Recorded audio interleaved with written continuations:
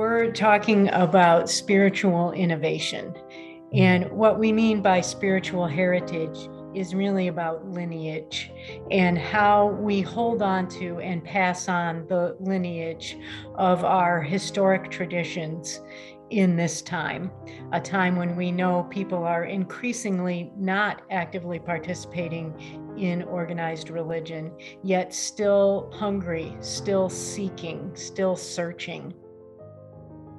People are wanting authenticity, their own authenticity, as well as the authenticity of what they're practicing. I think it's part of the search right now.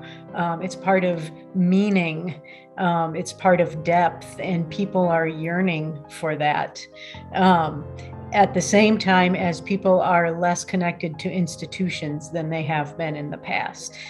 People recognize that there is a depth, there is an authenticity in practices, in symbols, narratives, rituals, these long-held sources of wisdom and depth that don't have anything to do with institutions necessarily, but have traditionally been handed down in our institutions.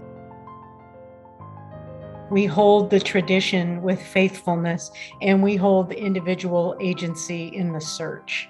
And even though they may not always meld, we can hold them both in tension, as I know many spiritual companions and spiritual directors do, as we all do in our own search. Recognizing the truth of both and recognizing the creative tension there.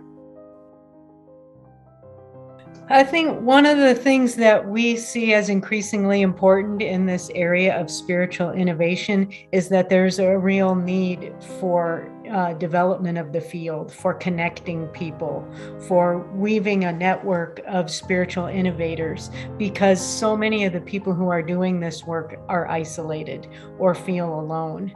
If they are within a tradition, they may be on the edges of their tradition. If they're outside the traditions, they may be from other marginalized groups or in other ways disconnected and don't have a way to find others who are doing work similar to theirs. This has been one of the things that we found in the past few years with the conversations that we've been having and with a couple of convenings that we've had both virtually and in person before the pandemic, that innovators are hungry to meet each other.